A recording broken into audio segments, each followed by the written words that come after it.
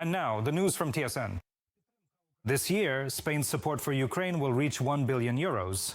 This became known during Volodymyr Zelensky's visit to that country.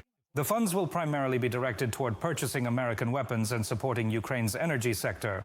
Spain is already the third country in the president's European tour. Before this, he visited Greece and France in Athens. In particular, the state gas companies of both countries signed an energy agreement to launch a gas pipeline that will supply natural gas to Ukraine. It is expected to start operating as early as January and will function throughout the heating season. And in Paris, a historic agreement was signed, which in particular stipulates that by 2035, Ukraine will be able to purchase 100 Rafale aircraft from France. They also agreed on the delivery of French radars, 8 air defense systems, as well as 6 launchers. France is preparing another defense package for Ukraine by the end of the year. It will concern air defense systems together with counter-drone systems. Zelensky has already called this visit to France one of the most productive this year. And today, Ukraine is counting on receiving assistance from Spain. The president is scheduled to meet with King Felipe VI and the head of government.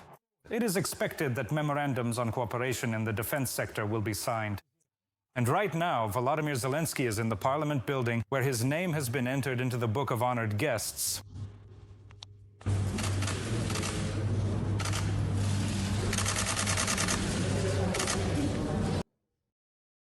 And tomorrow, Volodymyr Zelensky will meet with Trump's special envoy Steve Witkoff, and this will take place in Turkey.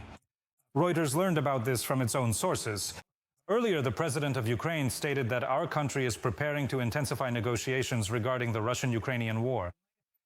We have developed solutions that we will propose to our partners in every possible way. Bringing the end of the war closer by all means is Ukraine's top priority. We are also working to resume exchanges and the return of prisoners, as stated by Volodymyr Zelensky. Reuters also reports that there will be no Russian representatives at the meeting in Istanbul.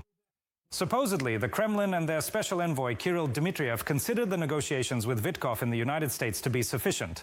That October, the Western press mocked the visit of the Russian official. They called it something that reeked of desperation. After all, it was during that period that Washington became so disappointed with Moscow that it canceled the meeting between Trump and Putin and also imposed oil sanctions. And it was Dmitriev who was sent to save the situation, but none of the top officials wanted to meet with him. With President Trump's blessing, the U.S. Congress will consider a bill on anti-Russian sanctions. Senator Lindsey Graham, a Republican, wrote about this the day before on the X network. Together with Republican Congressman Brian Fitzpatrick, they are co-authors of the corresponding bill, which provides for the introduction of significant tariffs and other sanctions against buyers of Russian energy resources. Graham confirmed in his post that the document is already prepared and has significant support in both chambers of Congress, among both Republicans and Democrats. Let me remind you, President Trump himself recently publicly expressed support for such intentions of his fellow party members, only advising to add Iran to the list of sanctioned countries. The main buyers of Russian oil remain China and India. A senior White House official, speaking on condition of anonymity, confirmed to Reuters that the president is ready to sign such a law, provided that all levers for making decisions regarding sanctions remain in his hands. And now we have the latest details of the Ukrainian president's visit to Spain. TSN correspondent Irina Kondrachuk is joining us live right now. So what agreements are we expecting from this visit to Madrid? Let's recall that before this, there were visits to Athens and Paris with agreements and memorandums signed. What now? Hello, Svieta. Let's go through everything step by step. First, greetings to you from sunny Madrid. It's quite warm here. The weather is really beautiful. After rainy, cold France, that's a real pleasure. It's also great that we're currently at a meeting with Spanish defense companies. We're standing next to one of them. I want the cameraman to show you the equipment that the presidents of Ukraine presented today. They showed what we might even be able to contract, possibly. For now, we're not making any statements. The manufacturers talked about their developments. They showed us turrets, anti-drone systems, aerial and ground drones, long-range detection radars, and munitions. Inside, there were also very interesting types of drones that can operate at long distances, but more details will come later.